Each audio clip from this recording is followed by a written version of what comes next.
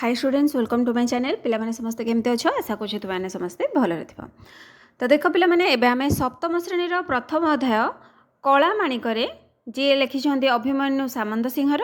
तो कला माणिकरे पिलामाने हमें क्वेश्चन आंसर एबे डिस्कशन करबा।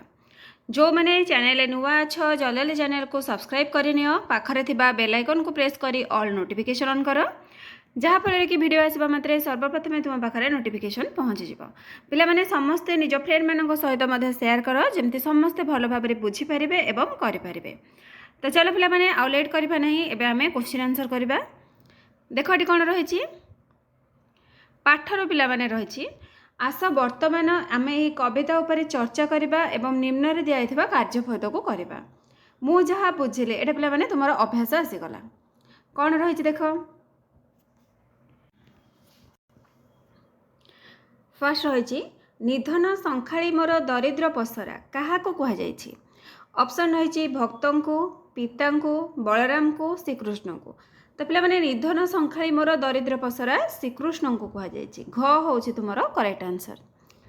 नेक्स्ट रही अंध लौड़ी बाबूरे पदर मुख्य अर्थ कौन।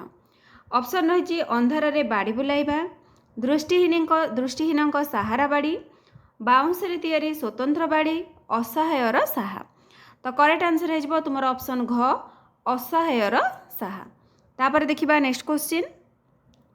नेक्स्ट देख रही धीरे घेन काननरे एठारे धीरे शब्द कवितार केउं अर्थरे व्यवहृत होइछि। ऑप्शन रही बालक माने ज्ञानी माने लोक माने आस्ते आस्ते।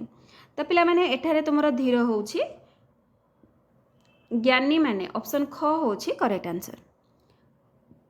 नेक्स्ट रही कान डेरी थाई एका तो बेणु गीत को आज किंपा शुभु नहीं भावुछि मन को।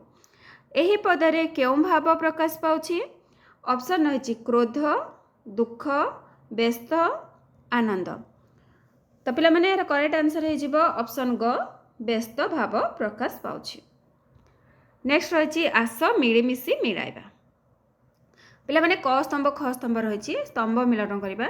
देख क स्तंभ रही निधन निधन पिला माने कौन गरीब नंदन नंदन होची पुत्र अधाम अधाम होची राबिड़ मृदु मृदुर अर्थ होची कोमल बारुथाईर अर्थ होची मना करबा। बुझीगला आउ थे पिला माने कहि दउची निधनर अर्थ गरीब नंदन पुत्र अधाम राबिड़ मृदु कोमल बारुथाई मना करबा। तापर देखिबा नेक्स्ट रही पद्यांशर आलोचना। तो पिला माने कवितार किछि देइछि ताको हमें पढ़िकी लिखिबा। देख एही कवितार किछि पद्यांश निम्न रे दिया जाइछि एहाकू पढ़ी बुझी दल रे आलोचना करी सरल भाषा रे लिख। पिला माने हमें सरलार्थ लिखिबा। कौन देइछि देख डाकिने लोभांती बोली डरु थाउ मने बार बार बारु थाउ जीवा पई बने कला माणी करे। तो चलो पिला माने एबे लिखिबा। देख कौन लिखिब डाकिनी डर देखी कला माणिकरे उक्त पद्यांशटी पठित साहित्य बहिर कला माणिकरे पद्यरु आनीत बा आसीअछि। एठारे कवि अभिमन्यु सामंत सिंहर माता यशोदांक पुत्र वियोगरे हृदयर व्याकुलता प्रकाश करिसेंती। तापर लिखिब श्रीकृष्ण प्रतिदिन सकाळु गोपाल बालक मानक सह वन को गोरु चराइबाकू जाती। मात्र माँ यशोदांक मनरे सबुबेले एक भय लगी रही थाए। से भावती जे तांकर पुत्र बणरे हिंस्र जंतु किंबा अन्यान्य विपद विषय किछि जानि नाहांती। कृष्ण को बण को पठाइबा परे यशोदांक मन स्थिर रही नाही। से पागली प्राय होई तांकरी कथा ही भावती। पुअर सामान्य विलंबरे माँ हृदय रे जो आशंका सृष्टि हुए ताहा एठारे अति निखुण भाव में वर्णित होइछि। ताबे चला देखिबा नेक्स्ट क्वेश्चन। नेक्स्ट रही नेलु नहीं काहे पाई तो कठाउ छता बने कंटा लगी हुए मृदुपाद चिंता कला माणी करे। नेलु डर देख लिखिदेव कला माणी करे उक्त पद्यांशटी पठित साहित्य बहिर कला माणी करे पद्यरु आनीत बा आसीअछि। एठारे कवि अभिमन्यु सामंत सिंहार कृष्णଙ୍କ चिंतारे ବ୍ୟଥିତ ସ୍ନେହମୟୀ ଜନନୀ ଯଶୋଦାଙ୍କର ବିଳାପ ବର୍ଣ୍ଣନା କରିଛନ୍ତି। ସନ୍ଧ୍ୟାରେ ଗୃହକୁ ପ୍ରତ୍ୟାବର୍ତ୍ତନ କରିବାରେ ବିଳମ୍ବ ହେବାରୁ ଯଶୋଦା କୃଷ୍ଣଙ୍କ ଚିନ୍ତାରେ ବ୍ୟାକୁଳ ହୋଇ ଉଠିଛନ୍ତି। ଗାଈ ଗୋଠ ସହ ଗଲାବେଳେ କୃଷ୍ଣ ତାଙ୍କ କଠାଉ ଛତା ସାଙ୍ଗରେ ନେବାକୁ ଭୁଲି ଯାଇଛନ୍ତି। ସେଥିପାଇଁ ମାଙ୍କ ମନରେ ଅସୁମାରୀ ଆଶଙ୍କା ସୃଷ୍ଟି ହୋଇଛି। ସେ ଚିନ୍ତା କରୁଛନ୍ତି ହୁଏତ ନିଧାଗ ଝାଞ୍ଜି ହେତୁ କୃଷ୍ଣଙ୍କ ଦେହରୁ ଝାଳ ବହି ପଡ଼ୁଥିବ। ବନ ମଧ୍ୟରେ ଅନାବନା କଣ୍ଟା ମାଡ଼ି ସୁକୋମଳ ପାଦ ଦୁଇଟିରୁ ରକ୍ତ ଝରି ପଡ଼ୁଥିବ। ଏହିପରି ନାନା ଭୟ ଓ ଆଶଙ୍କାରେ ମା ମନ ଶିହରି ଉଠିଛି। ମାତା ଯଶୋଦାଙ୍କର ବ୍ୟାକୁଳତା କବିଙ୍କ ଲେଖନୀରେ ଜୀବନ୍ତ ହୋଇ ଉଠିଛି। ତାପରେ ଚାଲ ଦେଖିବା ନେକ୍ସଟ କ୍ୱେଶ୍ଚିନ୍। ନେକ୍ସଟ ଦେଖ ରହିଛି ବୁଝି ବିଚାରି। କବିତାଟିକୁ ଆଉ ଥରେ ପଢ଼, ଉତ୍ତରଟି ଖୋଜି ଲେଖ। ମାତା ଯଶୋଦା ଶ୍ରୀକୃଷ୍ଣଙ୍କୁ କ'ଣ କ'ଣ ସମ୍ବୋଧନ କରି ଡାକିଛନ୍ତି? ତ ଚାଲ ପିଲାମାନେ ଲେଖିବା। ଆନ୍ସର ଲେଖିବ କଳାମାଣିକ, ନିଧନ ସଂଖାଳି, ଦରିଦ୍ର ପସରା, ଅନ୍ଧ ଲଉଡ଼ି, ହୃଦ ରତ୍ନହରା, ଜୀବଜୀବନ, ନୟନ ପ୍ରତିମା ଏବଂ ହରିଚନ୍ଦନ ବୋଲି ସମ୍ବୋଧନ କରିଛନ୍ତି। ତାପରେ ନେକ୍ସଟ କ୍ୱେଶ୍ଚିନ୍ ରହିଛି ଶ୍ରୀକୃଷ୍ଣଙ୍କର କେଉଁ ସବୁ କାର୍ଯ୍ୟ ମନେ ପକାଇ ମାତା ଯଶୋଦା ଭାଳି ହେଉଥିଲେ? କେଉଁ ସବୁ କଥା ମନେ ପକାଉଥିଲେ? ଚାଲ ପିଲାମାନେ ଲେଖିବା। ତ ଦେଖ ଆନ୍ସର ଲେଖିବ କୃଷ୍ଣଙ୍କୁ ଘରେ ଅଧାମ, ଗୋଟିକା, ସର ଆଦି ସୁସ୍ୱାଦୁ ଖାଦ୍ୟ ରୁଚେ ନାହିଁ। ଲହୁଣୀ ମାଗି ମାଗି ନୃତ୍ୟ କରିବା, ଅଳି ଅଝଟ କରି ତଳେ ଗଡ଼ିଯିବା, ଧୂଳି ଧୂସର ହୋଇ କୋଳରେ ଲୋଟିଯିବା ଭଳି କୃଷ୍ଣଙ୍କର ଶିଶୁ ସୁଲଭ ଚପଳତାକୁ ମା ମନେ ପକାଇ ଭାଳି ହେଉଛନ୍ତି। ଏହିସବୁ କଥାକୁ ମା ଯଶୋଦା ମନେ ପକାଉଛନ୍ତି। ତାପରେ ଦେଖିବା ନେକ୍ସଟ କ୍ୱେଶ୍ଚିନ୍। ନେକ୍ସଟ ରହିଛି କବିତାର ରଚନା। କ'ଣ ରହିଛି ପିଲାମାନେ ଦେଖ। ଝାଳ ବହୁଥିବ ଅଙ୍ଗୁଲାଗି ଝାଞ୍ଜି ଖରା, ଶ୍ରମ ପାଇ ତରୁ ତଳେ ବସିଥିବୁ ପରା କଳା ମାଣିକରେ। ଏହି ଦୁଇ ଧାଡ଼ିକୁ ଧ୍ୟାନ ଦେଇ ପଢ଼, ତୁମେ କ'ଣ ବୁଝୁଛ କୁହ। ଝାଞ୍ଜି ଖରାରେ ତୁମେ ବାହାରେ କାମ କରୁଥିବା ବେଳେ ଯେଉଁ କଷ୍ଟ ଅନୁଭବ କର ତାହା ଏଠାରେ ଲେଖ। ତ ଚାଲ ପିଲାମାନେ ଲେଖିବା। ଦେଖ ଆନ୍ସର ଲେଖିବ ବାହାରେ ପ୍ରଚଣ୍ଡ ଖରାରେ କାମ କଲେ ଦେହରୁ ପ୍ରଚୁର ଝାଳ ବାହାରେ। କ୍ଳାନ୍ତ ଲାଗିବା ଯୋଗୁଁ ଶରୀର ଶିଥିଳ ହୋଇଯାଏ ଏବଂ ଶୋଷ ବହୁତ ହୁଏ। ସେତେବେଳେ କୌଣସି ଗଛର ଶୀତଳ ଛାଇରେ ବସିଲେ ମନକୁ ଶାନ୍ତି ମିଳେ। ମାତା ଯଶୋଦା ଏଠାରେ କୃଷ୍ଣ ବଣରେ ଗୋରୁ ଚରାଇ କଷ୍ଟ ପାଉଥିବେ ଭାବି ବ୍ୟାକୁଳ ହେଉଛନ୍ତି। ଏତିକି ପିଲାମାନେ ଲେଖିନେବ। ତାପରେ ଦେଖ ନେକ୍ସଟ କ୍ୱେଶ୍ଚିନ୍। କେବେ ଶ୍ରମିକମାନେ ଏପରି ଝାଞ୍ଜି ଖରାରେ କାମ କରୁଥିବାର ଦେଖିଛ କି? ଯଦି ଦେଖିଛ ତେବେ ସେମାନଙ୍କର ଅନୁଭବକୁ ସାଙ୍ଗସାଥୀଙ୍କ ସହ ଆଲୋଚନା କରି ଲେଖ। ଚାଲ ପିଲାମାନେ ଲେଖିବା। କ'ଣ ଲେଖିବ? ହଁ, ମୁଁ ଅନେକ ସମୟରେ ପ୍ରଖର ଖରାରେ ଶ୍ରମିକମାନଙ୍କୁ କଠିନ ପରିଶ୍ରମ କରୁଥିବାର ଦେଖିଛି। ବିଶେଷ କରି ରାସ୍ତା କାମ କରୁଥିବା ଶ୍ରମିକ, ଘର ତିଆରି କରୁଥିବା ରାଜମିସ୍ତ୍ରୀ ଏବଂ ବିଲରେ କାମ କରୁଥିବା ଚାଷୀମାନେ ଖରାକୁ ସହି କାମ କରନ୍ତି। ପ୍ରଖର ସୂର୍ଯ୍ୟକିରଣରେ ଶ୍ରମିକମାନଙ୍କ ଦେହରୁ ପ୍ରଚୁର ଝାଳ ବାହାରେ, ଯାହାଫଳରେ ସେମାନେ ଶୀଘ୍ର କ୍ଳାନ୍ତ ହୋଇଯାଆନ୍ତି। ସେମାନଙ୍କ ଶରୀର କଳା ପଡ଼ିଯାଏ ଏବଂ ବେଳେବେଳେ ମୁଣ୍ଡ ବୁଲାଇବା ପରି ସମସ୍ୟା ଦେଖାଦିଏ।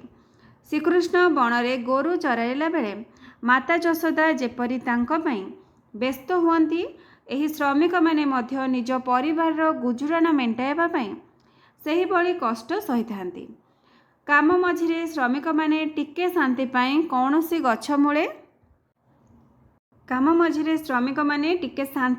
କୌଣସି ଗଛ ମୂଳେ ବା ଛାଇ ଜାଗାରେ ବସି ବିଶ୍ରାମ ନିଅନ୍ତି ଏବଂ ପଖାଳ କିମ୍ବା ଶୁଖିଲା ରୁଟି ଖାଇ ପୁଣି କାମରେ ଲାଗିଯାଆନ୍ତି। ତାପରେ ଦେଖ ନେକ୍ସଟ ରହିଛି ଅନୁମାନ ଓ ଭାବନାରୁ। ତୁମେ ସବୁ ମିଳିମିଶି ଆଲୋଚନା କର। ସମସ୍ତେ ପିଲାମାନେ ସାଙ୍ଗମାନେ ମିଶିକି ଏଇଟା ଆଲୋଚନା କରି ଲେଖିବ। କ'ଣ ଦେଇଛି କ? ଶ୍ରୀକୃଷ୍ଣଙ୍କ ଫେରିବା ବିଳମ୍ବ ହେବା ଦେଖି ମାତା ଯଶୋଦା ଯେପରି ବିଚଳିତ ହେଉଥିଲେ, ସେହିପରି ତୁମ ମା ତୁମ ପାଇଁ କେବେ ବ୍ୟସ୍ତ ହେବାର ଅନୁଭବ କରିଛ କି? ଯଦି ସେପରି ଅନୁଭୂତି ଥାଏ ନିଜ ଭାଷାରେ ବର୍ଣ୍ଣନା କର। ତ ପିଲାମାନେ ତମେ ଯଦି ସ୍କୁଲ କିମ୍ବା ଟ୍ୟୁସନ୍ ଯାଇଛ, ତୁମ ଫେରିବାରେ ବିଳମ୍ବ ହୋଇଛି, ତାହେଲେ ମମିମାନେ କ'ଣ ନିଶ୍ଚିତ ଭାବରେ ବ୍ୟସ୍ତ ହୋଇ ପଡ଼ୁଛନ୍ତି। ତ ଚାଲ ଏବେ ସେଇଟା ଲେଖିବା। ଦେଖ ଆନ୍ସର କ'ଣ ଲେଖିବ? हाँ, अनेक समय विद्यालय फेरवाकू टिके विलंब हेले बा बाहर खेलवाकू जाई ठीक समय घर को न फेरिले माँ बहुत व्यस्त हो पड़ती। से बारंबार दुआर मुह को आसी मो बाट को चाह रही था। यहाँ पे लिखिने तापर देखा नेक्स्ट क्वेश्चन। नेक्स्ट रही जदि तुमको श्रीकृष्ण कथबार्ता हेबार सुजोग मिलता तेबे तुमे तांको कौन कौन पचारंत। चलो पे लिखा कौन लिखा जदि मते श्रीकृष्ण कथा हेबार सुजोग मिलता तेबे मु तांको पचारंती हे प्रभु आपण बंशी रे एते मधुर स्वर केमिति बजाती आपण को लवणी कहीं एते प्रिय आ बण रे गोरु चराइबा समय आपण को कष्ट हुए नहीं कि आ पिला माने तुमे माने जदि कोन चाहूचो प्रश्न पचारिया पई तुमे माने कमेंट सेक्शन में जणैबो जे तुमे माने कोन चाहूचो श्रीकृष्ण को प्रश्न पचारिबा पई। तापर चला देखिबा नेक्स्ट क्वेश्चन। नेक्स्ट देख रही शब्दर रूप जेपरी जनक और जननी मिसिले जनक जननी हेउछि सेहीपरि एही वृक्ष भितर दिया जाइथिबा शब्द मानकरू बाछि जोड़ी शब्द लेख। जोड़ी शब्द पिला माने लिखिबा कोन रहिछि माता पैसा भल गछ फल दिन हस टंका मंद पिता फूल पत्र लता कांद राति। चलो पिला माने लिखिबा देखो पिला माने कोन लिखिबो माता पिता भल मंद फल फूल हस कांद गछ लता टंका पैसा दिन राति एतिकी तुमे माने लिखिबो।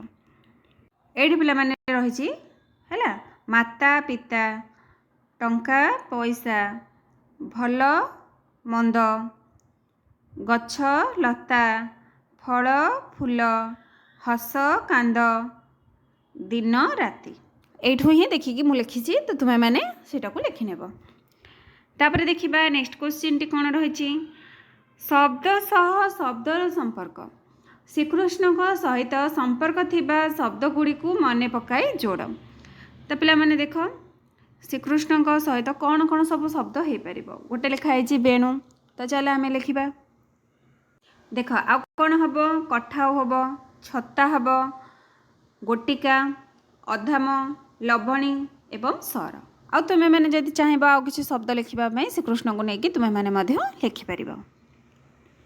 तापर देखिबा नेक्स्ट कौन रही पद्यांश मिलन कौन रही निम्न रे क स्तंभ ख स्तंभ रे प्रत्येक केतक धाड़ी पद्यर केतक धाड़ी दि जाइछि जो धाड़ी सह जार संपर्क अच्छी ताको गार टाणी मिलाओ। तो चलो पिला माने गार टाणी की मिलेबा कौन देछि नेलु नहीं कहीं पाई तो कठाऊ छता बने कंटा लगी हुए मृदुपाद चिंता तार एटा हो गला वृद्ध काले तुमोहर एकई नंदन हृदताप विनाशने तु हरि चंदन डरु थाऊ अंधार को रखी जाए गोरु जनक जननी सुख कहीं पाई सारू निधन संखाड़ी मोर दरिद्र पसरा अंध लौड़ी बाबुरे हृदय रत्नहरा निशाचर मातिबार शुभुची श्रुति की मु डंकुणी छाड़देली वन को कहीं। तो पे मैंने यहाँ पूरा मैच हो गला क स्तंभ सहित ख स्तंभर। तापर देखिबा हमर नेक्स्ट कौन रही कवितार सौंदर्य पिला माने रही जेपरी बात्सल्य सह ममता शब्द जोड़ी हो रही सेहीपरि पद मध्य आउ किछि शब्द जोड़ी रही ताकू बाछि लेख। तो पिला माने मो कवितार ही तुम मानकू देखै दउछि कौन कौन लिखिब जेमिति रहिला बात्सल्य ममता सेमिति कौन हम निधन संखाड़ी हम दरिद्र पसरा हम अंध लौड़ी हम नयन प्रतिमा जीव जीवन है जनक जननी आउ कौन रहिबो एहीपरि पिला माने तुम्हें मैंने लिखिब कला माणिक हम बुझीगला। तो जो गुड़ाक तुम मानक कहली सेटा लिखिनेब। तापर देछि रूप बदलाई लेख एही पाठरू कौन सी गोटे पद को नहीं अनुच्छेदटीए लिख डरु थाऊ अंधार को रखी जाए गोरु किंबा आज किंबा शुभु नहीं भावुछि मन को एथिर पिला माने तुमे जेकोसी गोटे पद को लेकिन निज मनरू अनुच्छेदटीए लिखिबा। तापर देखिबा नेक्स्ट क्वेश्चन कौन रही तापर रही रूढ़ी आस किछि रूढ़ीर व्यवहार करिबा अंधलौड़ी बाबूरे हृदरत्नहरा ताहले अंधलौड़ी एक रूढ़ी जार अर्थ हेउछि असहायर साहा कौन सी शब्द निजर अर्थ को छाड़ी अन्य शब्द सहित मिसी स्वतंत्र अर्थ प्रकाश कले ताकू आमे रूढ़ी कहि थाउ एक वाक्य बा कवितार व्यवहार हेले खूब सुंदर लगे तो किछि आमर रूढ़ी देछि ताकू अर्थ बुझी वाक्य व्यवहार करिबा तो देखिनियो पिला माने रूढ़ीर कौन कौन रही आखि रखिबा आखि देबा आखि पकाइबा आखि बुलाइबा आखि बुझीबा आखि की पाइबा आखि रे धूली देबा तो वाक्य चलो व्यवहार करके लिखिबा देख कौन रही आखि रखिबा आखि रखिबार अर्थ होछि लक्ष्य रखिबा जातीय स्वार्थ को आखि आगरे रखी आमको कर्तव्य संपादन करने को हेबो तापर रही आखि देबार अर्थ होछि विष दृष्टि रे देखिबा पर द्रव्य प्रति आखि देबा उचित नुहे बा ठीक नुहे नेक्स्ट रही आखि पकाइबार अर्थ होछि लोलुप दृष्टि पकाइबा चोर से घरटी उपरे आखि पकाइलानी तापर रही आखि बुलाइबा माने मोटामोटी देखिबा साहित्य परीक्षा को जीवा पूर्वर व्याकरण बही एटा पिला माने व्याकरण एठी आकारटा मिस्टेक रे दिया हेछि हला एठी आकारटा दबनी व्याकरण बही उपरे टिके आखि बुलाइबा उचित